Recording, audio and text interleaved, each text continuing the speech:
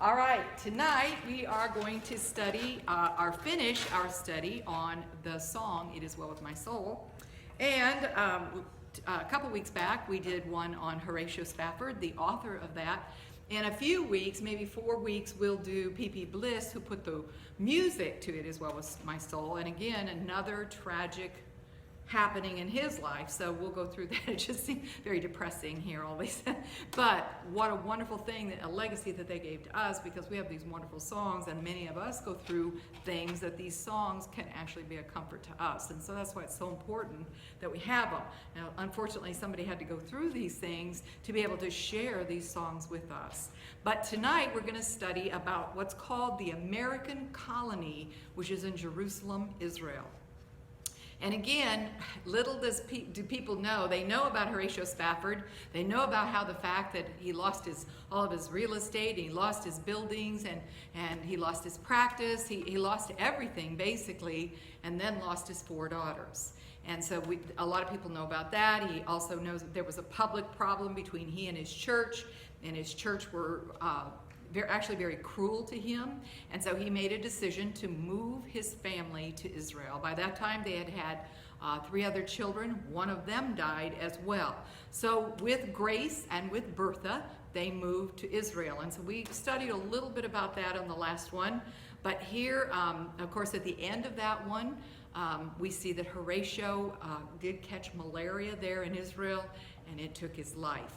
And so again, we have Anna Spafford. She was born in 1942, lived to 1923, died in Jerusalem, Israel. And again, we have Anna, saved alone, what shall she do? There's a famous telegram that she wrote that said that, saved alone when her 4 daughters drowned. And what shall I do? And so again, she's in that situation. Her husband has left her. She is in Israel, in a foreign country, and she no longer has her husband. Together, they did everything. And so we're going to look at the book of Job 14, 1 through 2, and we see those famous words, man that is born of woman is of few days and full of trouble. And so not the best news right there. And then we have, it says, he cometh forth like a flower and is cut down. He fleeth also as a shadow and continueth not. Then in Psalms 1:3 we find, but he shall be like a tree planted by the rivers of water, that bringeth forth his fruit in his season.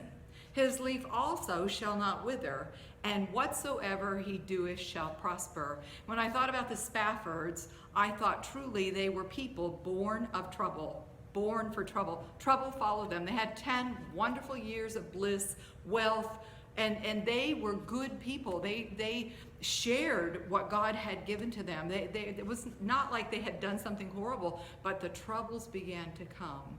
And, again, they were cut down. Constantly, continually, every time you turn around, there was something new coming into their life. And yet it said, they shall be like a tree planted by the rivers of water, which means it was taking in nutrient. And that's what happened. They were taking in the water, and therefore their leaf did not wither. And whatsoever they did prospered. Now, when you think about it, they lost their wealth. The prospering was a different sort of prospering. Their prospering was in their faith in God and the testimony and the legacy that they left for us. Here's the problem. People don't dig this legacy up. They don't look. They don't find out about these people. You were just kind of so finite anymore. It is so these people went through this so that we could go back and look at their lives and enjoy just how the Lord blessed them and took care of them. We have this wonderful thing that we can look at the beginning of their lives, and then we can look at the end of their lives. And with Anna and Horatio Spafford, we can actually look at what is going on in Israel today because of their lives. And so you can't always see that in your life. You have no idea what's going to happen. What's going to happen to your children? Well, you don't know how it's all going to end. But with them, we see how God used them mightily.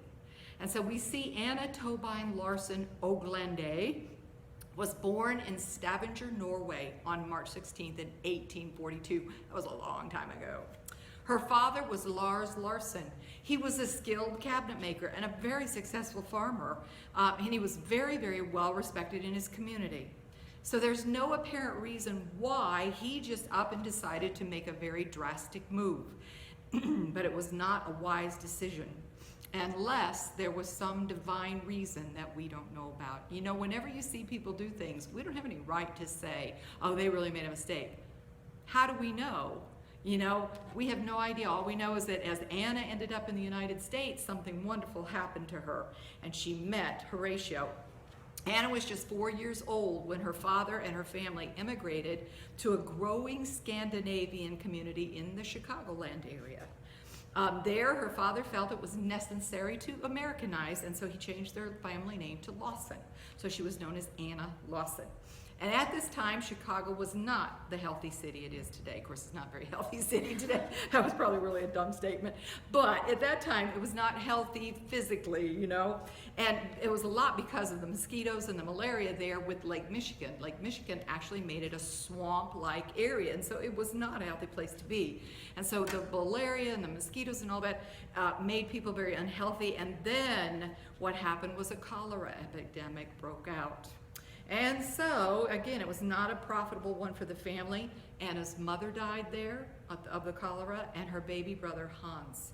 So Anna was accustomed to death early in her life when she lost her mother and she lost her little baby brother. Her father did survive the epidemic, and then he moved Anna's half-brother, and I'm not sure where the half-brother came from because it didn't say, but they moved to Minnesota to avoid further contamination, thinking this was the healthier way to go. Anna stayed behind, and she lived with a very loving foster family, and she enjoyed this time of education and found out that she had a great deal of talent in music. And so she was very, very musical. When she was 14, her life changed drastically because, again, her father suffered a relapse. And its illness. Anna had to go and care for both he and his brother. The brother caught it also in a log cabin. The log cabin was in Minnesota. It was 7 miles away from anything but howling wolves and fearful threats of massacres and scalpings. Indians were in the territory. There with Anna, she remained very faithful to her father's side until he died. And there were years of hardship for a 14-year-old girl to take care of an ailing father and to see to it that they had safety and that they were warm and they had fires. Everything had to fall on her because both her brother and her father were very ill. And so these were hard years, but they were years where she learned a work ethic and she learned how to live in the wilderness. Well, little did she know that would come in very handy one day. So lessons that would be beneficial for the days ahead. You know, we never know when we go through hardships what God is preparing us for. After her father died, she did think it was best that she go back to Chicago. And by some happy coincidence, a pastor came to see her brother and her, and upon learning that she desired to go back to Chicago, offered to take her there himself. And so her brother Edward decided to remain on the farm, and he would fix the farm up and live there. And he had a very prosperous life there with many children and grandchildren. So the day came that Anna went to leave for Chicago, and with sorrow she cast a look back at her brother, not knowing that she would never, ever see him again. And it was just because they went in completely different directions. So she returned to Chicago, feeling much like that feeling, I'm saved alone again. And now what would she do? But God had a plan, and Anna would soon be joined together with the love of her life. And so we know that at the age of 15, a friend encouraged Anna to attend Sunday school, and it was a class that was taught by a very handsome, unmarried lawyer that was about 10 to 15 years older than his students. And so Anna agreed to attend just one time. She said, I'm just going once. And on that occasion, both her attractive appearance and her manner in which she very intelligently handled herself and her confidence in the participation and everything, it kind of caused the man to take notice. So it was not long before he was sure this was the woman for his life. But he also knew that she was too young to marry, and so he's the one, again, we learned this in the last one, he funded her education and sent her off to boarding school, and with the promise that when she was old enough, they would marry. And so they did. Anna, like her mother's name was Tanetta also, and I don't know if you remember, but she had a little girl named Tanetta. She had named after her mama. Anna, like Tanetta, was very capable and very, very filled with the spirit of hospitality. That's the way her mother raised her, and so she learned that at a very early age. She loved the life that she shared with Horatio in Chicago. They had 10 wonderful years. Again, their house was always filled with gifts from guests, I say gifts, yeah, gifts too, but guests from every walk of life. They welcomed the wealthy, they entertained the famous, but they also entertained the downtrodden. Anybody that had a need for a place to eat and sleep, and they entertained them all together and never cared about what anybody thought. There was absolutely no respect of persons with Horatio and Anna. They just loved people, and they proved that over and over in their lives. Their love literally had no limits and no preference. There would be attributes that would go through their entire life. These are attributes that they would have. These things would help them even when their world was turned upside down. They never changed. It never changed. God had blessed them with gifts that no circumstance could rob them of, as long as they didn't allow bitterness to come into their hearts. And those gifts were meant to carry them through and to give them their purpose in life. And so we see that, and we already have seen how they treated people, and amazing, just how that just never changed. I might set them back for a little while, but they would always, that was just who they were. It wasn't something they did, it was who they were. And that's so very important in the Christian life. After all the tragedies and the disappointments and the betrayals that they lived through, their light still shined brightly. They didn't want to pay back. Sometimes when people get hurt, they just want to hurt back. But that was not the case with Horatio and Anna. And so even when they decided to, it wasn't out of an anger that they wanted to go to Jerusalem. It was just, they just felt called, and they just felt like it was time. And what happened in their church just kind of put that seal on it. This is what they needed to do. There they continued what God had put in their hearts. There in Jerusalem, they built bridges to people. That they had done when they were wealthy and well-to-do, they did the same thing. And they built bridges to people in order to treat each one of them with respect and kindness, to meet their needs, in order to lead them to Christ. That was their purpose. They were so devoted to this cause that in Jerusalem, Horatio and Anna Spafford adopted a 17-year-old teenager. His name was Jacob Elihu Spafford. He had been born in 1864 in Ramallah into a Turkish Jewish family, but his family had died from unidentified causes. Without a blink of an eye, he was taken into the family and made part of it. And what a blessing it would become down the lane. Now, I know in the book it tells everything that happened because they adopted this young man. And I don't have that information here, but if you'll read the book Our Jerusalem, you can get all of these wonderful stories. There were Muslims, Christians, Jews, dignitary, movie stars, or poor street urchins. They all were welcome into the home. Eventually, this home would become known as the American colony. It was called the Place of Mercy. So, what a testimony that your home would be called a place of mercy. Soon Anna would need that great mercy for herself. Then when she lost the love of her life to malaria, it was another sorrow, another loss, and another feeling of saved alone, what should I do now? And so here's the third time in her life when she's, okay, starting over again, everything is just different. There was a prayer that her husband had prayed for her several years before. It was he had actually written the letter when she left for England with the girls, but it did not arrive until she arrived in Paris, and by that time the girls were gone. He was not aware that anything had happened when he was writing it, but the letter just kind of shows the true love that Horatio had for his children and for Anna. And this is what the letter said, and she read this after she had lost her daughters. It says, I will not say how I miss you and the dear children, but I will not think too much about that. When you write, tell me about the children, how thankful I am to God for them, Annie and Maggie and Bessie and Tanetta. It is a sweet consolation even to write their names. May the dear Lord keep and sustain and strengthen you. This was the prayer of Horatio for his wife. And so Anna's precious husband had prayed a prayer that would be essential in his wife's needs. in the years that were coming, and actually it would be an essential need for her until she took her final breath. Her remaining years on this earth would be hard, and she must endure hardness as brave and a good soldier. But alone, she was not. Isaiah 41:10. It tells us, God tells us, "Fear thou not, for I am with thee. Be not dismayed, for I am thy God. I will strengthen thee, yea, I will help thee. Yea, I will uphold thee with the right hand of my righteousness." This is our promise from God. And this is exactly what Anna Spafford would need.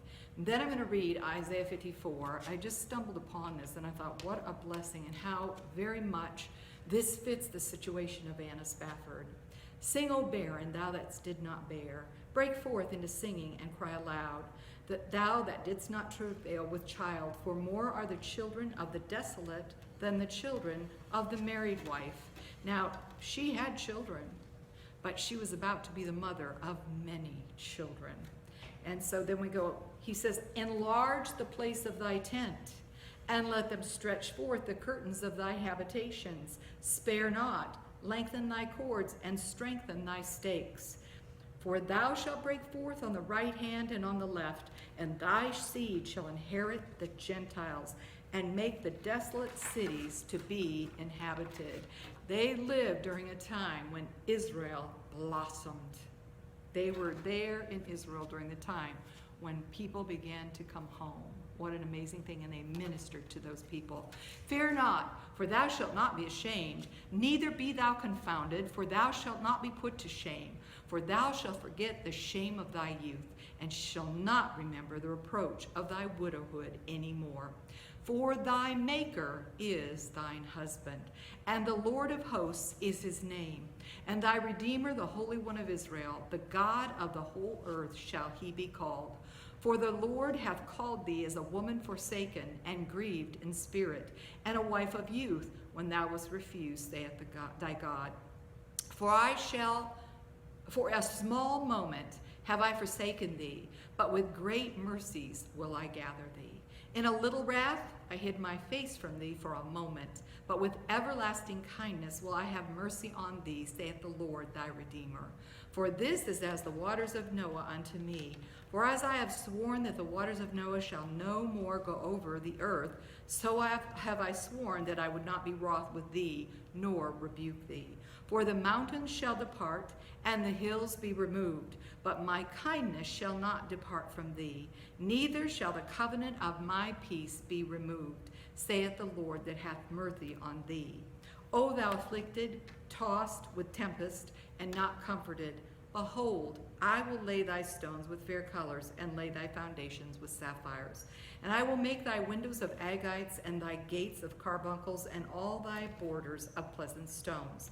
And all thy children shall be taught of the Lord, and great shall be the peace of thy children. In righteousness shalt thou be established, and thou shalt be far from oppression. For thou shalt not fear, and from terror it shall not come near thee. Behold, they shall surely gather together, but not by me. Whosoever shall gather together against thee shall fall for thy sake. Behold, I have created the smith that bloweth the coals in the fire, and that bringeth forth an instrument for his work. And I have created the waster to destroy. No weapon that is formed against thee shall prosper, and every tongue that shall rise against thee in judgment thou shalt condemn. This is the heritage of the servants of the Lord, and their righteousness is of me, saith the Lord. Anna Spafford would have many weapons formed against her in the coming months, many in the coming years, and many tongues would rise against her. She and her husband had already suffered a great deal of those kind of things, and it wasn't over yet. Of course, Horatio's in heaven now, so Anna's on her own to deal with these weapons of warfare. And so she's going to have that very thing that her husband prayed for her, that God would give her strength. So in the days that followed her husband's death, one might think that Anna had a breakdown. She actually left her daughter Bertha with Horatio in the last few minutes of his life. And she just went to the other room as though she was just letting him go. And then when she came back in, her comments to Bertha was, "He knows it all now. He has seen him face to face. We must not sorrow as those who have no hope." Bertha tried with every ounce in her, she was just a young girl, to not cry, to not be broken, but her little heart was literally broken in pieces. And she went outside far away and sobbed until her little body had no more tears. But she wanted very much to be strong for her mom, so she came back in and wiped the tears and was strong like her mother. In that moment, Anna had clung to the words of the Bible. That's what she did to comfort herself as she lost her husband. And she had like a superhuman effort going on, but you know what? Something snapped. This happens. It happens in life. Sometimes you just don't have the strength. And she had already been ill while she was caring for her husband, and nobody knew it. She just continued to be strong, continued. Finally, in a ditch effort, it all just fell apart. And Anna had a very high fever and was bedridden for some time after her husband's death. So ill was she that she was unable to go to his burial and unable to go to his funeral. And so, again, then Bertha did go and Gracie went, and they were accompanied by so many that loved her father. But Israel did not possess the comforts of American-type funerals, so it was very bleak.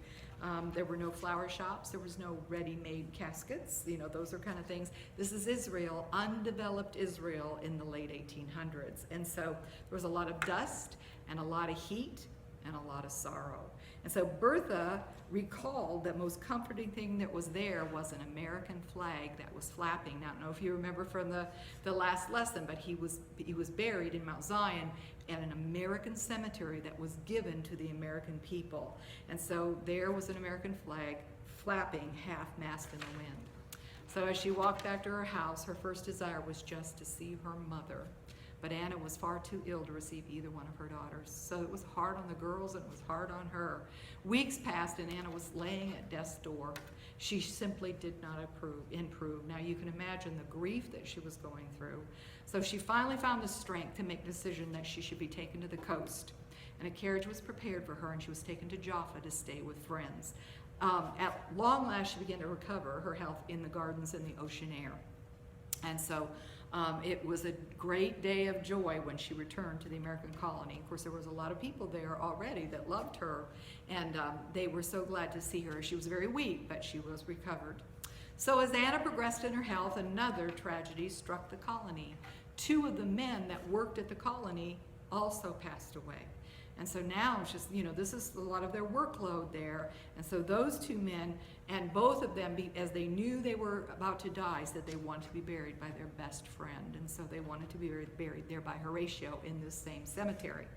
So now we're going to kick back here watching. I know you remember that when the girls died, D.L. Moody came and visited them when they were in Paris, or I think it was when they were in England.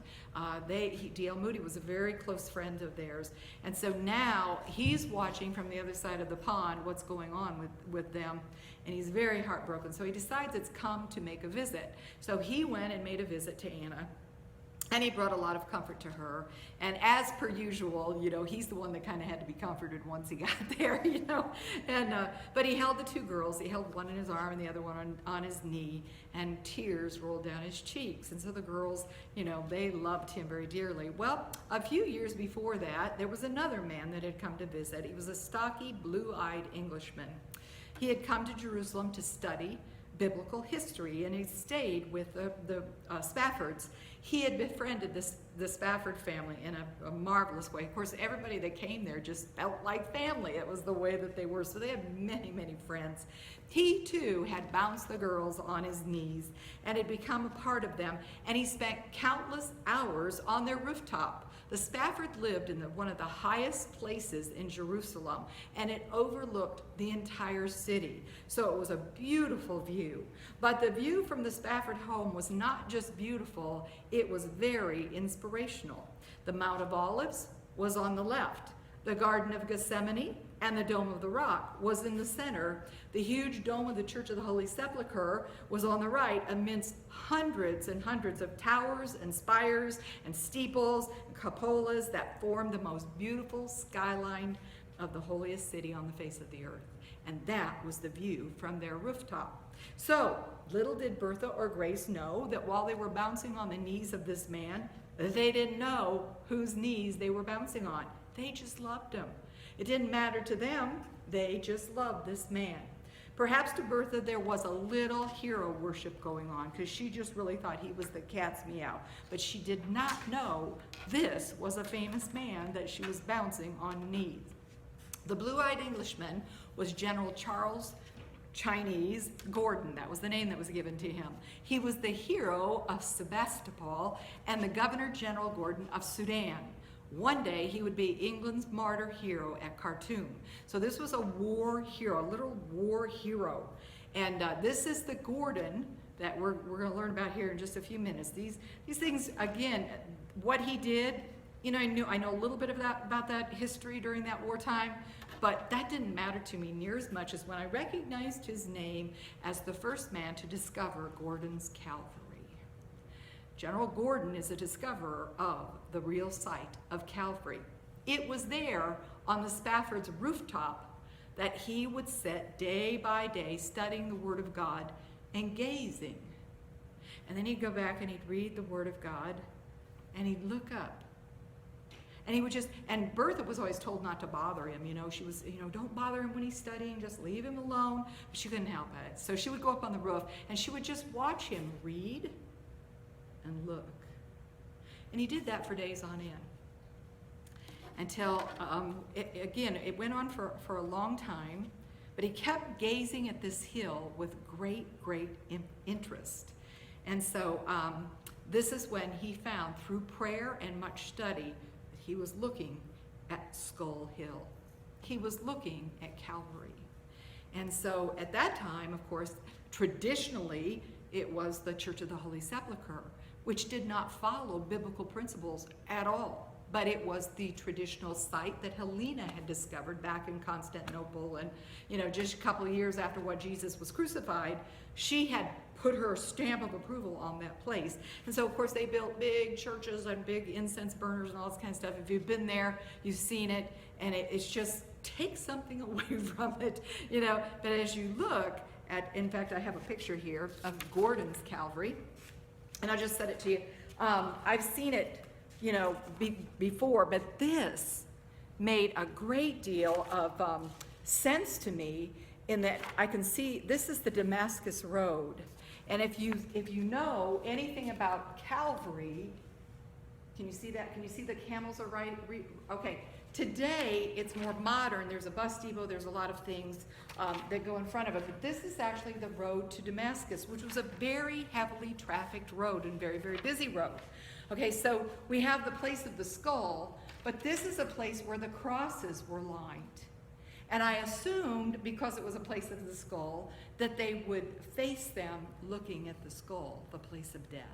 I would imagine that they did that. But they did that because the Romans wanted to be sensational and put fear into anybody that would break Roman rule. And so this is what we have. I guess I should show it here. It helped me to be able to see this because typically the garden tomb then, this rock goes around into a rock place that's the garden tomb. And it's not very far from where the place of the skull is. And so this makes a little bit more sense as I heard that, you know, they would always crucify. And of course we have the song On a Hill Far Away, but that's not really the way it is. It was actually on a road and probably to the road to the Damascus. And if anybody knows the history, that was the way that they did it, again, just for that purpose. And so it was not actually up on a hill, but it was on a road. And as he looked and saw this place of skulls, saw the location of the road, saw how it all would have happened, it began to just really make him excited. He thought he had found something wonderful. And of course, back in those days, you could see the skull very clearly. And there was, from plain view, from the top of their home, was the site that has always been a place of death. This is something, even before Jesus came, this was the place of death. This is where they crucified. This is where a lot of things went on. Actually, until this was in 1989, if I remember, but until, or in 1889, but until 1920, even when the British took over, it was the place of execution. They hung there, they shot there. This particular road, right in front of the skull, is where executions took place until 1920. And so what an amazing sight, and what a discovery for him. And from that time now, archaeologists, they go back and forth with, is this the actual place? If you've been to Israel, you know that they, when they take you on the tour there at the Garden Tomb or at Calvary, they won't tell you, we know for sure this is the spot. They don't do that. They'll say, here are 50 reasons why we believe this to be the place where Jesus was crucified and laid to rest. And they just give you, and you just sit there with your mouth open. Not to mention that a visit there will just actually give you a feeling of the presence of God. And I know your folks have been there, and so, they would know that. Now today, interestingly enough, it's all built up, of course, and there's actually an Arab bus depot right at the foot of Calvary. People go by all day long. If you're there during Ramadan, all you hear is a lot of yeah, yeah, yeah, yeah, yeah, yeah, yeah, and all this noise and commotion. And not once do they glance at Calvary's hill and remember who was crucified there.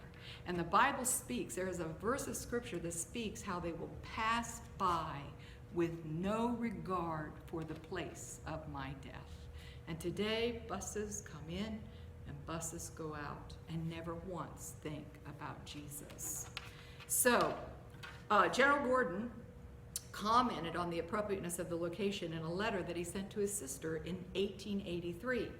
This was the first time that he went to Jerusalem. I feel for myself convinced that the hill near the Damascus gate is Golgotha. From it, you can see the temple and the Mount of Olives and the bulk of Jerusalem. His stretched out arms, as it were, embraced it. All day long have I stretched out my arms, Isaiah 65:2. Close to it is the slaughterhouse of Jerusalem. White pools of blood are lying there. It is covered with the tombs of the Muslims. There are many rock-hewn caves and gardens surrounding it. Now the place of the execution in our Lord's time must have been and continue to be an unclean place. So to me, this hill is left bare ever since it was first used as the place of execution. It is very nice to see it so plain and simply, instead of having a huge church built over it.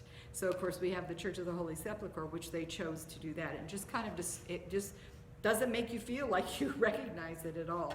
So any true research of the Bible would tell you that this could be the place, and that the place that they have chosen inside the walled city, which never would happen, is not at all according to Scripture.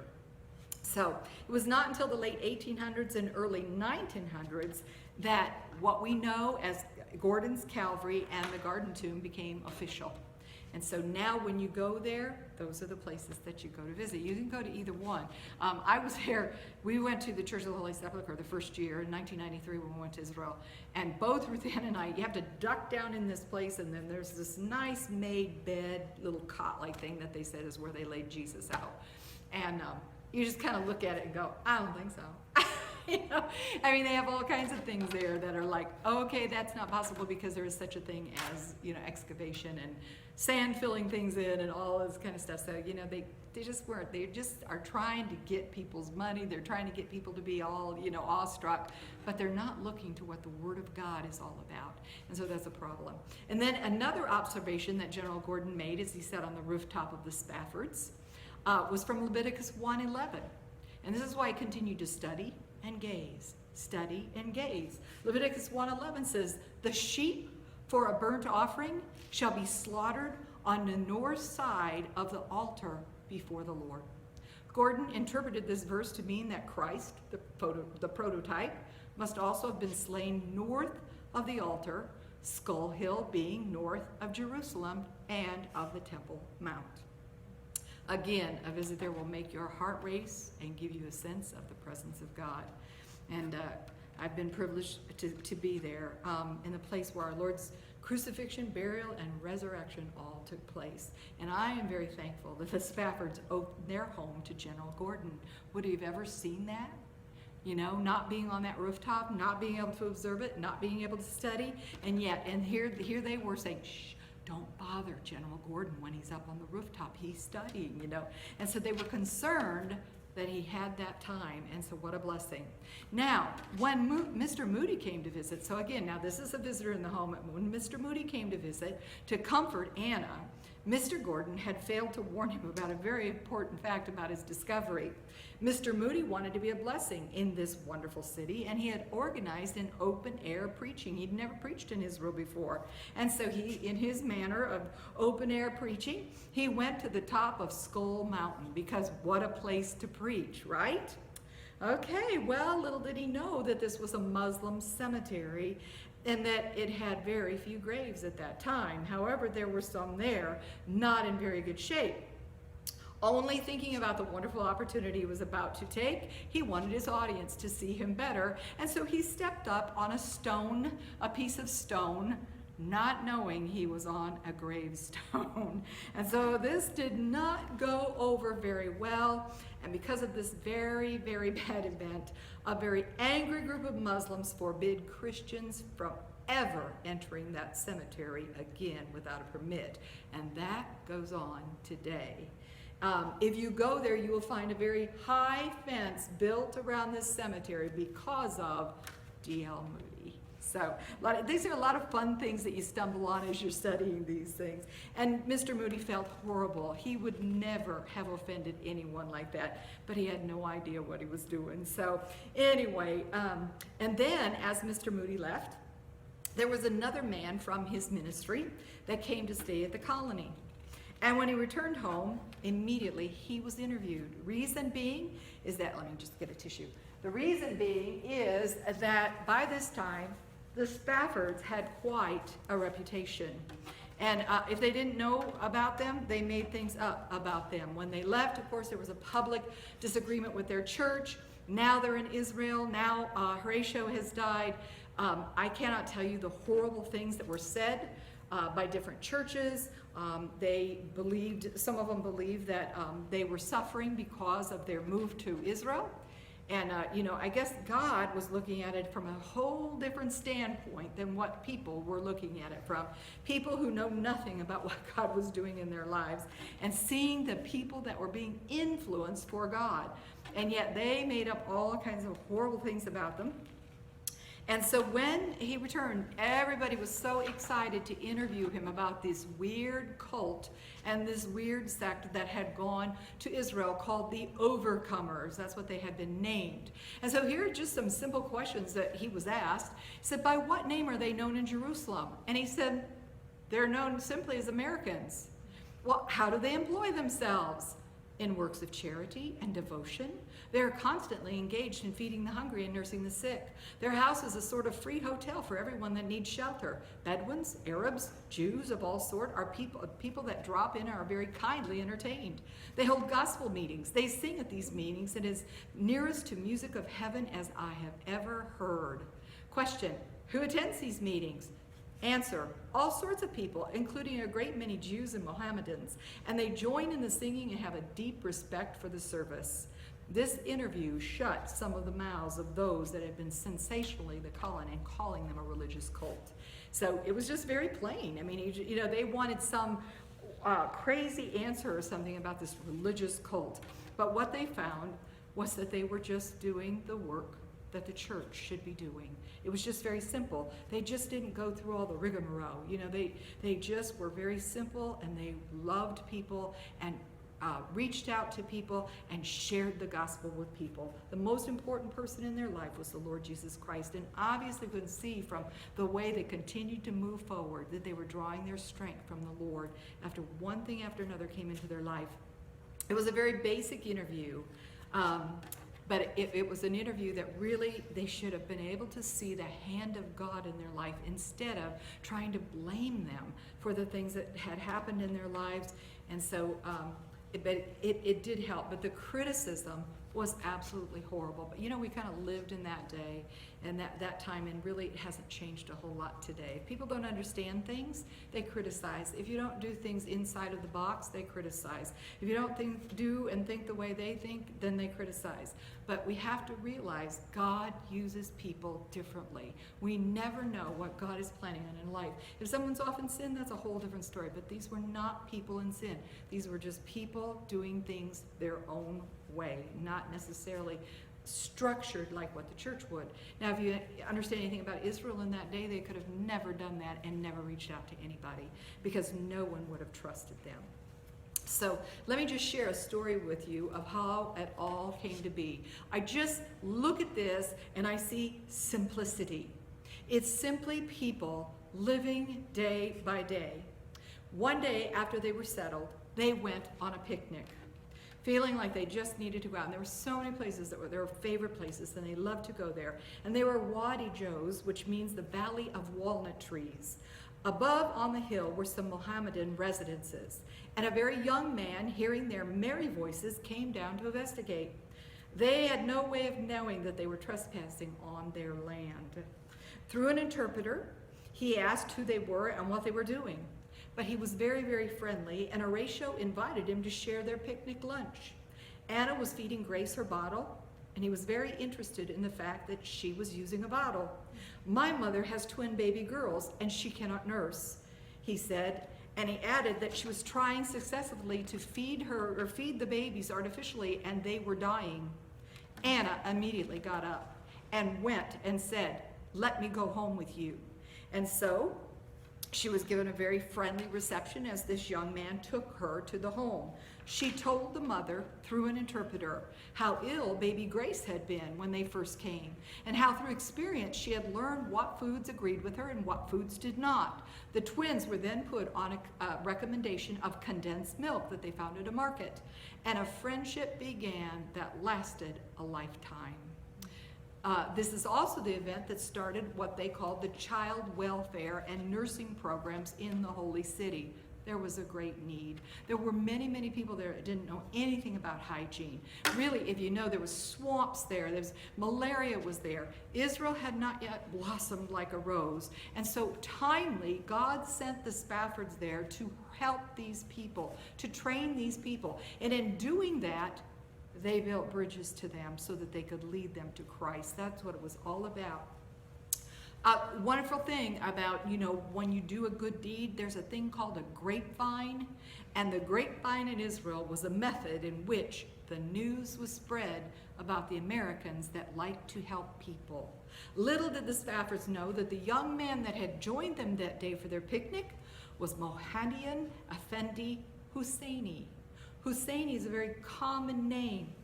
And the little girl that she saved of the twins was named Sit Zakia, who became the wife of Musa Kazmi Pasha, who at one time was the greatest nationalist leader of the Arabs. He is buried today in the Dome of the Rock compound, which is known as the Arab Westminster. This is the twin that they saved, the wife of this great leader. Can you imagine the bridges that they were building? Amazing. They were well loved by a great multitude of people because simply they shared a picnic lunch one day. Simply they went into their home to help them. It's simple.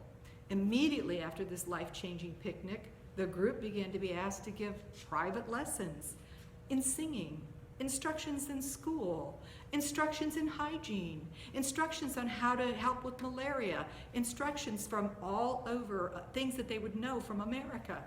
And so they were being trusted more and more. Why? Because they were reaching out, simply reaching out. The letters sent home when there was time were filled with excitement and stories of the people that God was allowing them to minister to. It was just a simple, simple thing of befriending the people of Israel. That's what they did. And they had absolutely no preference on who they befriended. They just loved them all. They were all God's children. Anna and Horatio and those that followed them had come to Israel to find healing. They were beginning to find the consolation and healing of their spirits, but before long, their house had literally become the gathering place, just like when Horatio and Anna lived in Lakeview, Chicago, in the wealthy section of town. Now they were in Israel, and again their home was becoming a gathering place. Life was kind of getting back to normal, wasn't it?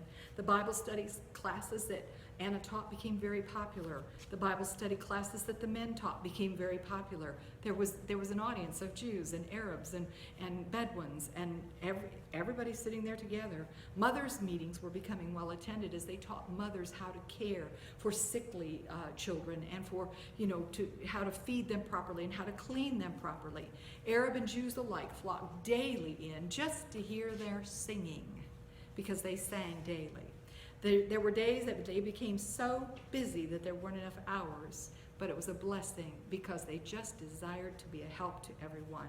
Their group seemed to have turned into a YMCA or a settlement work. Anna wrote to her sister these words, "Last Saturday, 220 Jews came, and among them were 3 learned rabbis. About 20 of them surrounded Horatio with the things that the rabbis wanted to discuss. Horatio would not enter into any arguments with them, even though they tried to argue. He said that only love would conquer the world, and before they left, they seemed a little melted and not so hot-headed. Their questions made us realize so clearly how Christ had to answer them. They talked in the same manner now. Do you keep the law? They would ask. This was always the great question. Do you keep the law? They were exceedingly polite to us, which they are not to everyone. They have invited us to their synagogues, to their Feast of Tabernacles. One Sunday we had 2 Mohammedans, Ephesus, rich, learned men who came to inquire about our religion. They took dinner with us, very unusual because Arabs will not eat with Gentiles. And at the same time, we had 2 Greeks. They all sat down together as happy as can be. Sheikh Rashid Arakat and Abu Nisib came too. Miss Brooke can speak to the Jews in French and German. Jacob can speak to them in Spanish. Rob can speak in Arabic. So we all get on beautifully. Can you just imagine this? All these different languages, and they're just speaking one to another. This was the heart of the American colony from the beginning.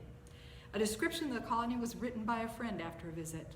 There is in Jerusalem at the present time a remarkable American colony, which was my privilege carefully to examine. And of course, they always had to examine, because of all the things they'd heard. The house of these Americans is daily visited by persons coming from all the parts of the land to inquire into this wonderful phenomenon. The Bedouins of the desert lean their tall spears against the wall and are cordially welcomed. The Felshin, or peasant class of the country, find always here a cordial welcome.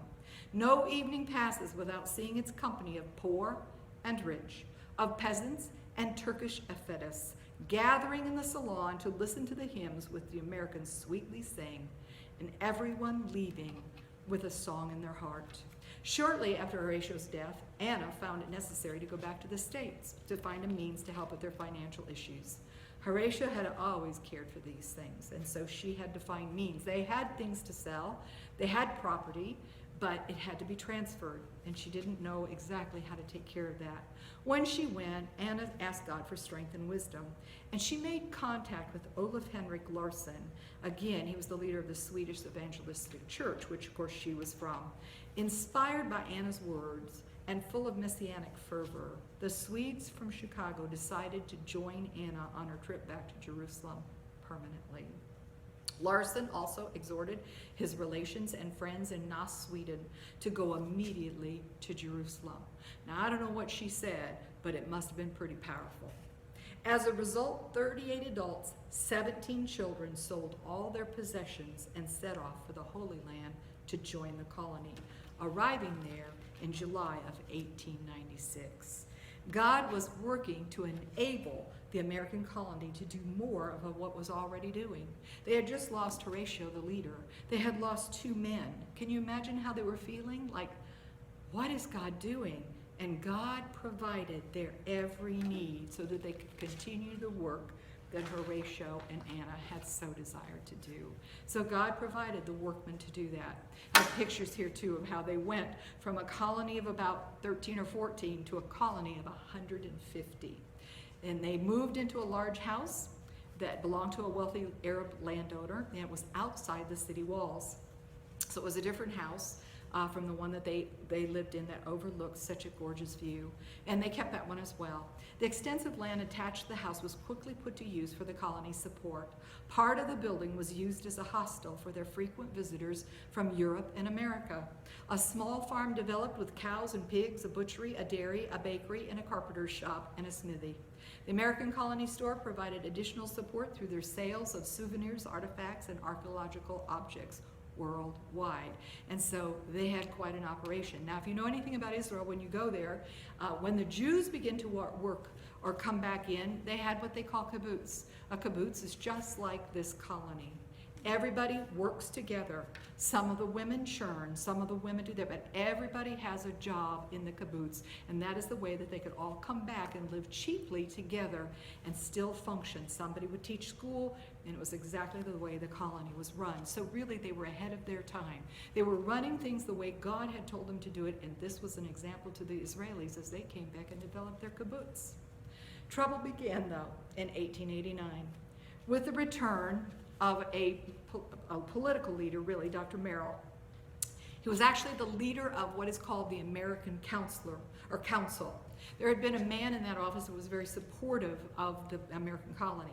But Dr. Merrill, when he was in office, was never supportive of them. And throughout the years, it seemed like he just became more and more jealous of their success.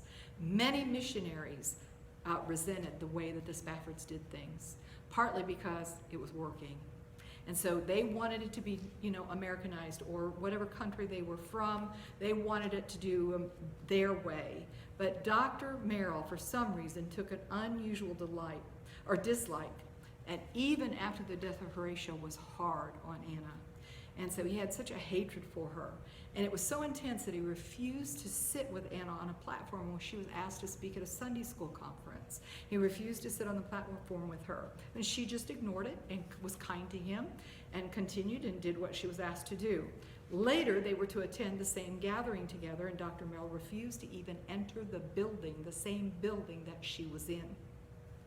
Anna gathered herself knowing that much had been said against her, and she would be under a great deal of scrutiny. But she said, I'm not going to act in such a way that's not pleasing to the Lord. And so she went in with a prayer on her lips, no doubt. And again, the things that had been devised about them were so ridiculous. Some of us was so ridiculous, they even laughed. I mean, they would get to the point where they would just laugh about what is next, what are they going to say next. People just turned and twisted things that they did and turned it into something that looked cultish and satanic almost. But the host of the evening was there. She had never met Anna and heard horrible things about her.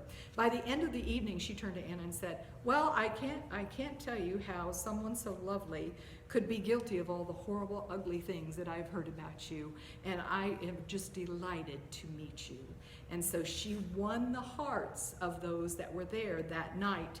One of the hearts that she won was the wife of Dr. Merrill, who also had heard horrible things about Anna, but after that night, got to know her and got to know that she was a most remarkable woman.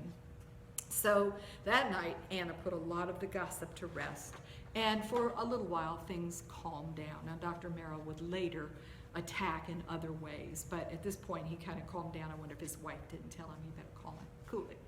But anyway, so then we move on, and of course, this was going, countless years went by where they took care of children. I just cannot tell you, it was whatever the need was. It was so much I could not even begin to write it. Well, then of course, in the early 1900s, we stumble into World War I.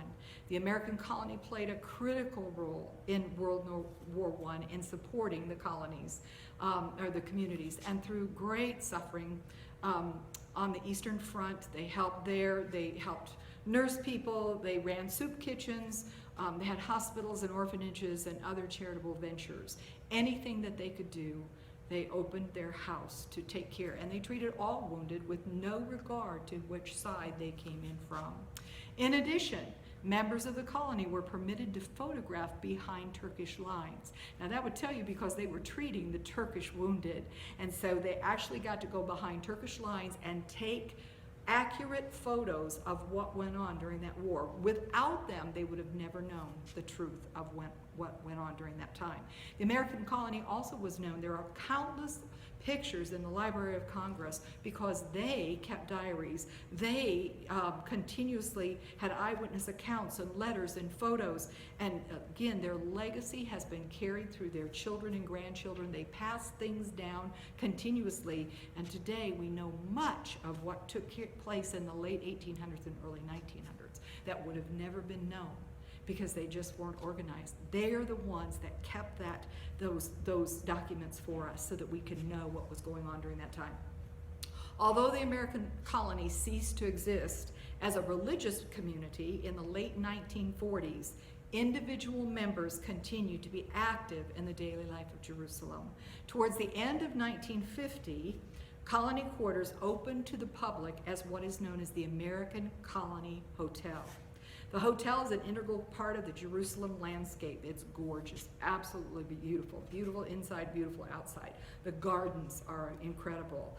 And so this is a place in Jerusalem where many people meet. In 1992, representatives from the Palestinian Liberation Organization and Israel met in this hotel to begin the talks that led to a historic peace. The American Colony Hotel has seen its share of important and famous people. Journalists, diplomats, actors, it was even Lawrence of Arabia has been there. Entertainments have enjoyed the hospitality, the beautiful gardens, and the view of the original "It Is Well With My Soul." It hangs on the wall. I got to see that, so that was a real blessing to see that. Anna died in 1923, but not before she experienced one last devastating blow to her heart. According to her daughter Bertha, this is the one thing that happened to Anna that you would say it was not well with her soul after this happened. This thing was so cold-hearted that she was ready to go and join her precious husband and her children in heaven. It devastated her. And so, you know, it was just the final blow. There are times in life where you just get to the point where you say, I'm ready to go to heaven. I'm just ready to go to heaven. And the fight goes out of you. The American cemetery that her husband was buried in, and many of the colony people were buried there. And it was a promise that all Americans would always have a place there. But not all of the players kept their promises. And the cemetery was sold with an announcement that all bodies buried there must be moved. Before arrangements could be made, graves were dug, bodies were thrown carelessly into unmarked boxes, a part here and a part there. Need I say more? It was too much for Anna to bear, and a little light went out, according to her daughter, and she was never the same. She was never the same after they did that. Her precious husband had been defiled as far as she was concerned, and just the thought that they would be so cruel, even as he laid to rest, it was just beyond what she could bear. So Anna became more and more ill, and she still had her quick mind right up until she died. She died peacefully, and her daughter described her death as watching a great light flicker and dim and go out. She said, it was just what I watched. I just saw it happen. But one of the things that Anna had was the joy of watching her daughters continue in her footsteps. Her daughter, both Grace and Bertha, but Bertha especially. Bertha had married a wonderful man from Germany, and together they had continued this ministry. Many things had gone on. Bertha was right there by her mother's side all the time, helping in every area, every aspect that we've talked about. Bertha was there. Bertha had such a love for the Lord. I want to just share with you one last story of the birth of another Spafford legacy that lives on today in the Golden City. It was Sunday, December 9th, 1917, just a few years before World War I. Rain had soaked Jerusalem all night, but the sun rose in a clear sky over the holy city, drying out the steaming mud in the roads and glinting from the leaves of the dripping trees. A sense of expectation gripped the people of the city, and with reason, for the sun had risen on what was to be the last day in 4 centuries of Turkish rule. A Western army was at the gates of the city for the first time since the Crusades, awaiting some sign that the Turks had retreated so it could capture Jerusalem as part of one of the most brilliant campaigns of World War I. That sign turned out to be a bed sheet from an American hospital, ripped in two and tied to a stick as an impoverished surrender flag carried by the mayor to the British outposts. As the first British general rode into the city in mid-morning, a young woman who had supplied the sheet rushed down to her balcony and tearfully kissed his stirrup in thanksgiving. The British had come to take over Israel. The mayor died of pneumonia 3 weeks later. The bed sheet now hangs in the Imperial War Museum in London, and the British have long since gone home. But the woman who witnessed the delivery of the Holy City and who has been so much a part of its recent history is still in Jerusalem, her home for 86 years. Her name is Bertha Spafford Vester. But the people of Jerusalem, who have watched her care for the city's sick children for 42 years, have another name for her. They call her the Mother of Mercy. And so, of course, Bertha is passed now, but she leaves behind the Spafford's Children's Center, where they took care of Arab orphans, orphans from all the different wars, all the different things, Jewish orphans, every orphan under the sun, Christian orphans, and it remains there. The hotel is still there. The character of these parents lives on. The dream of these parents, the desire to follow the Lord, the dream to serve him in the holy city, it lives on in the children of the Spaffords and the grandchildren of the Spaffords. So it would not possibly be, again, I really recommend that you read the book by Bertha Vester called Our Jerusalem, because there are so many details and so many things that help you to understand, because you can stumble on some really weird things about the Spaffords. But when you're reading it from the daughter, you get a whole different feeling about the wonderful life that they led. And a lot of it is captured in that book. So through their testimony, I just hope that we can look at this. I think it's very important that we read about such things, read about people that went through troubles. But as I read it, I just began to see all that was important is that they reached out to other people, and that's what they did. They were an example of that. And they did it with a price. There was a price that came. When you serve others, there's going to be a price. But through their testimony, we need to learn to say in our hearts that it is well with our souls. And I often think that when he wrote that song, I wonder if he knew that he would be put to the test of those words that he wrote. Obviously, it was through a broken heart that he wrote those words, but his wife lived those words, his family lived those words, and that was their goal. And sometimes it's very difficult to live what you have written, or live what you have prayed, or live what you believe. It is very difficult to do that, but I hope that they can encourage us to see the end of their beginning. You know, we see what they went through. We can see all of that, but we can also see in the end how the legacy is still there. People have been affected. We have no way of knowing the many, many people that are saved. I just recently saw a group in Israel that is coming to Christ. So many are coming to Christ. People in Turkey, there's a remnant in Turkey. It started somewhere. And the Spaffords led so many people to the Lord and encouraged so many Muslim people, so many Christian people, and so many Jewish people, so many Bedouins. We have no clue what has come out of all of it. But we can know that we can overcome, that we can serve the Lord, and we aren't always going to know what happens, you know, this side of heaven. But one day, I think when they gather everybody together, there's going to be a huge crowd that's going to say, "You're all from the American colony. We were influenced by the American colony." And that is something that we should desire at First Baptist Church, that there are people out there that say, "I was influenced by the First Baptist Church." And it's going to come by a simple thing, reaching out. Just reaching out, building bridges to people. That's what it's all about. When we go out, whether we're door knocking or whether we're at the grocery store or wherever we are, we're building bridges continuously to people. And that's the most important thing that we'll do. It's very simple. It's just a matter when you hear there's a need, reach out and try to meet that need. And that's what the Spaffords did with their life. So what a blessing. And because of it, they were able to say, it is well with my soul. So I hope this was a blessing. I'd like to go on and just talk about Bertha because, oh my soul, what a life she had too, and just the things that they were able to do there in Israel. And as you read the book, you will just be delighted at how you see Israel just bloom. And during this time period, when the British ruled, and then finally a nation was born in 1948. And finally the British actually promised them the land, and of course they reneged on their promise in about 1919, I think it was.